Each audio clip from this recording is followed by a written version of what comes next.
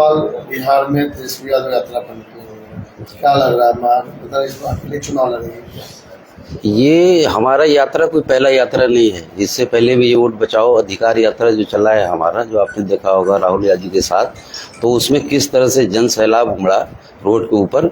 और इस वक्त लग रहा है कि पूरे बिहार की जनता उस कारवां के साथ चल रही थी। और ये तेजस्वी का दूसरा जो है दौरा अभी शुरू हो गया है कल से, तो बहुत ही अच्छा रिस्पॉन्स आ रहा है। और बिहार की जनता तेजस्वी जी को अपना चीफ मिनिस्टर एक्सेप्ट कर चुकी है। ये परसेप्शन बन चुका है बिहार के अंदर। एक और सवाल, जिस तरह से वक्फ बोर्ड बिल को लेकर सुप्रीम कोर्ट ने अपना फैसला सुनाया, क्या लग रहा है जेडी जो पार्टी है इस बार चुनाव में वक्फ बोर्ड बिल को लेकर खमियाजा उसको भुगतना पड़ेगा?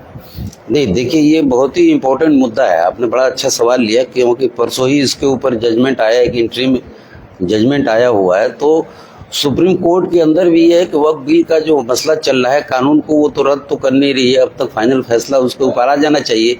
लेकिन ये लगता है कि बिहार का इलेक्शन देखते हुए वो इंटरिम फैसला दे रहे हैं वो। और हम लोग उम्मीद करते हैं कि बिहार से पहले उसका अगर फाइनल रिजल्ट आ जाए तो इससे जो है पब्लिक में एक बहुत ही अच्छा संदेश जाएगा। लेकिन इसकी उम्मीद नज़र नहीं आ रही है।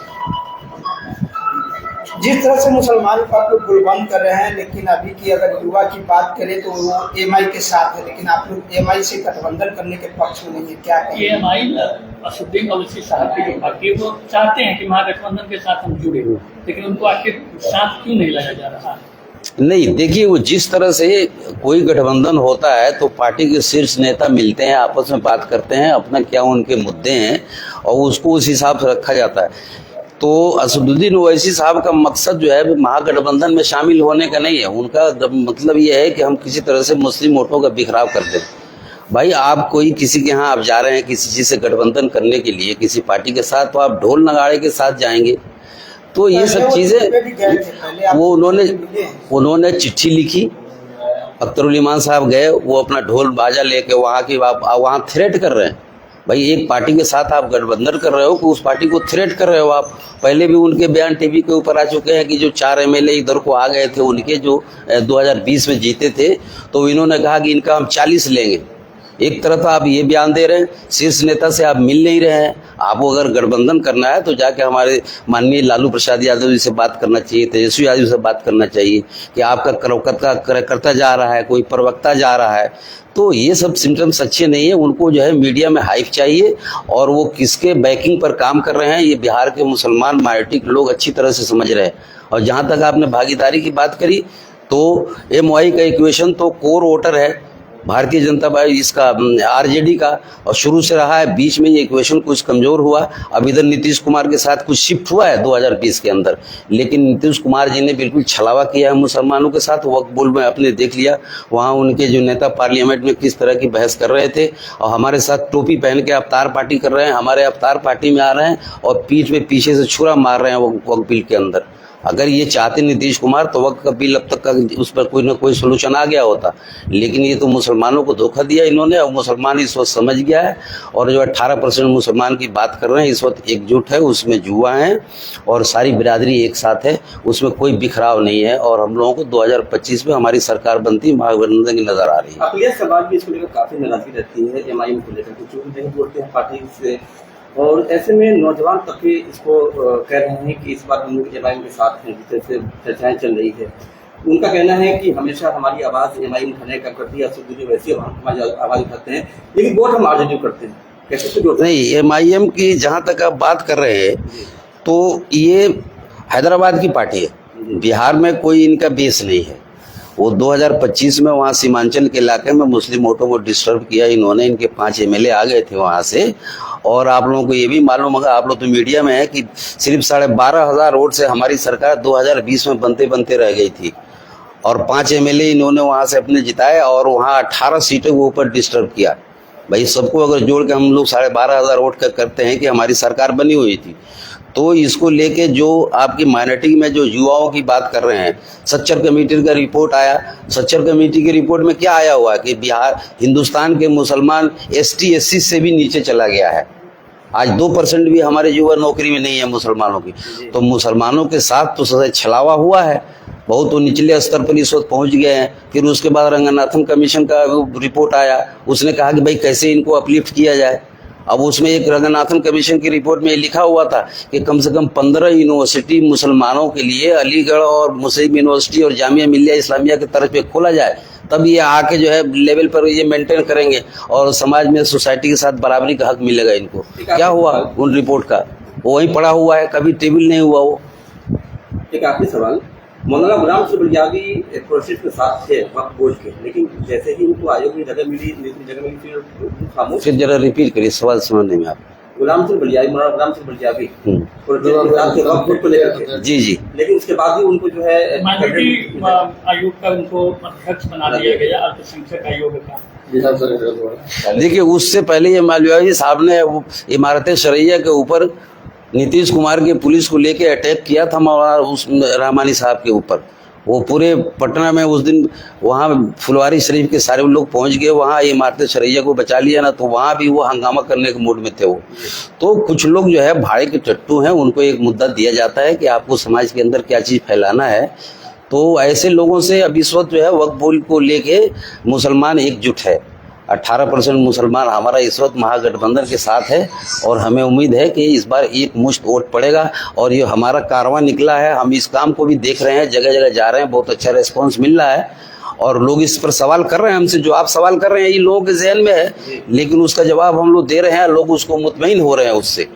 तो इस वक्त जो है अनुसार सर की 20 सीट पे वसीम साहब की पार्टी आपको डैमेज की, तो अगर गठबंधन आरजेडी नहीं करती है तो क्या फिर से 20 सीट पे अगर डैमेज करती है तो आप लोग डैमेज कंट्रोल कैसे करें? नहीं, देखिए ओवैसी जी का काम महागठबंधन से उसमें आने का नहीं है।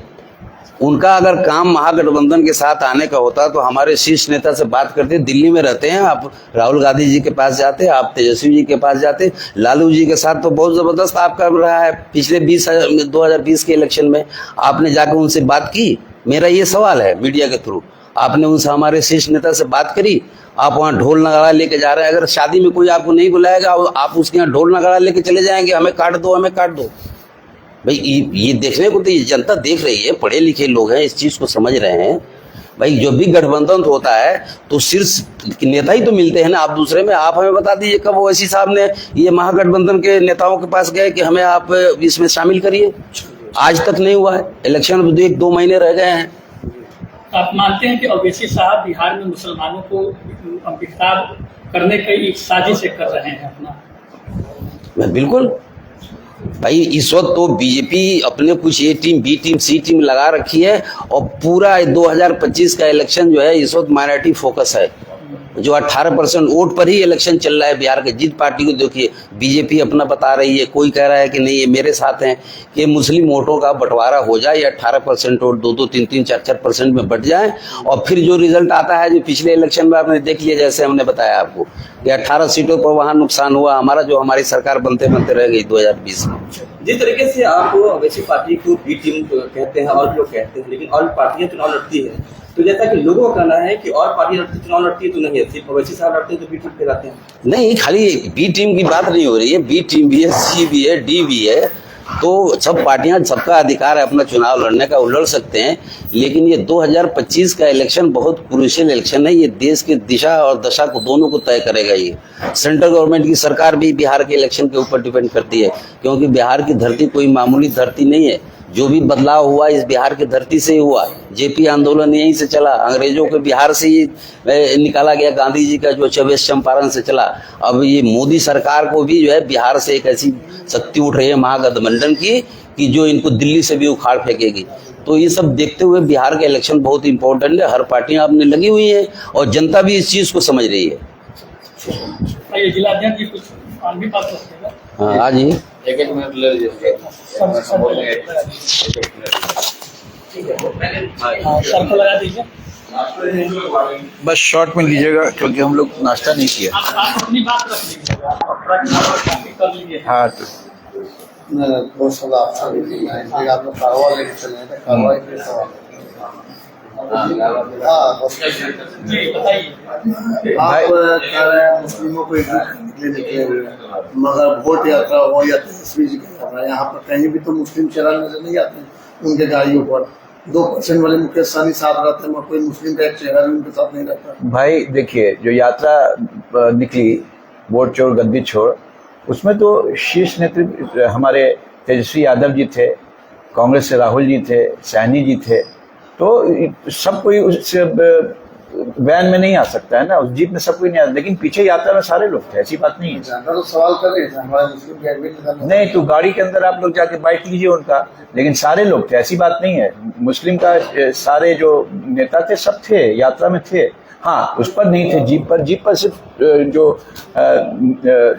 तेजस्वी यादव थे, गठबंधन के शीर्ष नेता तो थे ही। और देखिए, अभी बहुत क्रूशियल, बहुत नाजुक चुनाव है, इसमें वोट चोर गद्दी चोर सिर्फ बिहार के लोगों के मुंह पर नहीं है, पूरे देश के मुंह पर यह हो रहा है, वोट चोर गद्दी चोर। और जैसे राहुल जी ने, तेजस्वी जी ने इस बात को ओपन कर दिया है, ये पक्की बात है कि एसआर करके ये पीछे रास्ते से करना चाहते हैं, लेकिन जनता हमारे साथ है।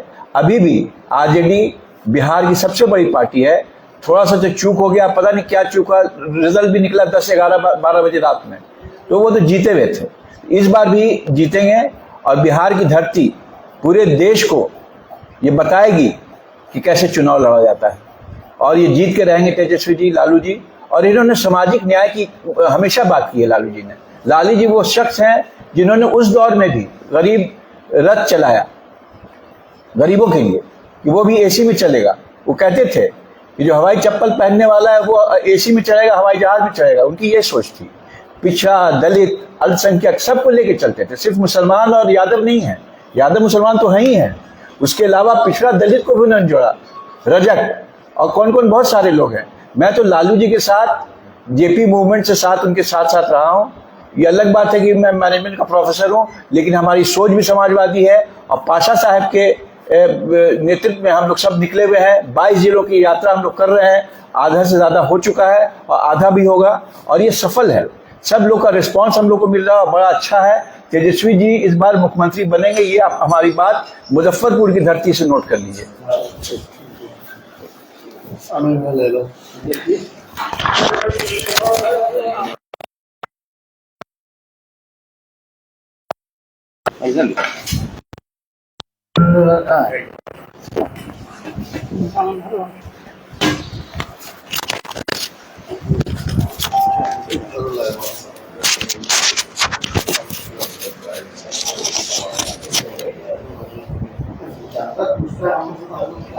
नहीं सही सवाल और कौन सा पूछता है सही सवाल वाला पहनने या ऊपर बिल्कुल राइट सवाल।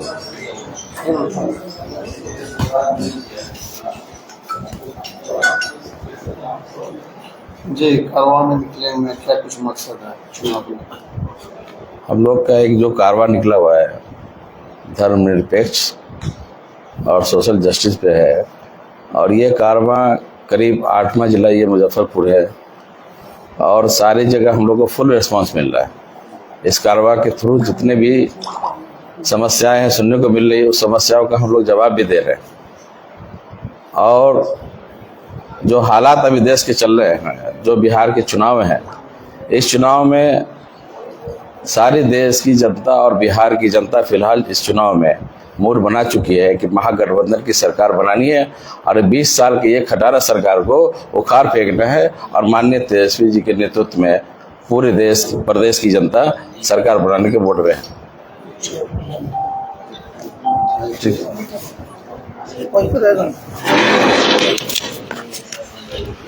अध्यक्ष जी,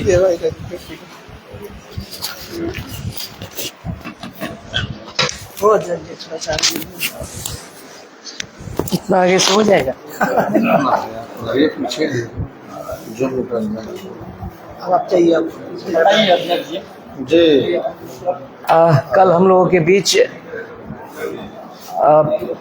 सेंट्रल से आए हुए सामाजिक न्याय एवं धर्मनिरपेक्ष एकता कारवां लेकर के हमारे जिला में आए मेहमान प्रोफेसर अनवर पाशा साहब, जो जेएनयू के पूर्व प्रोफेसर और हम लोगों के पार्टी के राष्ट्रीय प्रवक्ता हैं, और साथ में बादशाह आलम साहब प्रोफेसर हैं जामिया मिलिया के, वो भी है, और एक बाबू खान साहब है जो सुप्रीम कोर्ट के वकील हैं, साथ में वो भी हैं, और खुशरू साहब अलीगढ़ यूनिवर्सिटी के पूर्व प्रोफेसर, राष्ट्रीय प्रवक्ता हैं। सभी मेहमानों का मैं मुजफ्फरपुर के ज़िला में उनका तहे दिल से शुक्रिया करता हूं कि आप हमारे ज़िला में आकर के इतनी अच्छी बातें रखें, और सभी लोगों को, ज़िला के तमाम लोग जो इस कल के जो कार्यक्रम में आए उनको मैं मुबारकबाद देता हूं कि ऐसे लोगों से मिले और उनकी बातों को सुने। ये जो कारवा है ना, एक्चुअली पहले से भी चलते आई है। हर दौर में जो सामाजिक न्याय के योद्धा हम बोल सकते हैं हमारे बीच आए हैं, उनको मैं मुबारकबाद देता हूं कि ऐसे मौके से आप लोग चुनाव के मौके से पूरे बिहार भर का भ्रमण कर रहे हैं। और मैं बता देना चाहता हूं आपके चैनल के माध्यम से कि पूरे मुजफ्फरपुर के अल्पसंख्यक समाज के लोग एकजुट होकर के इस बार जो है राजद परिवार के साथ है, इंडिया गठबंधन के साथ है। एक एक कीमती वोट आने वाले चुनाव में मैं आश्वस्त कराना चाहता हूं अपने मेहमानों को कि पूरे जिला भर के एक एक मुसलमान राष्ट्रीय जनता दल को वोट दे करके और तेजस्वी यादव जी को सीएम बनाएंगे।